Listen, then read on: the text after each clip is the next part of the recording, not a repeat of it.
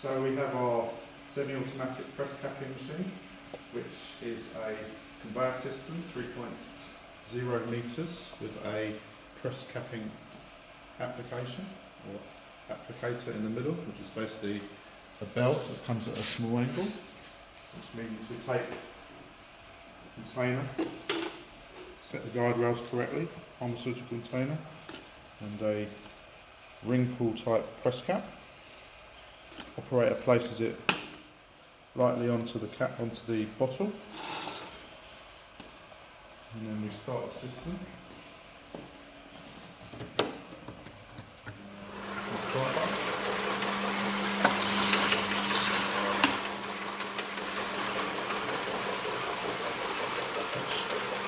Which closes the container. If we do that again, we'll open the container. Maybe 3 containers.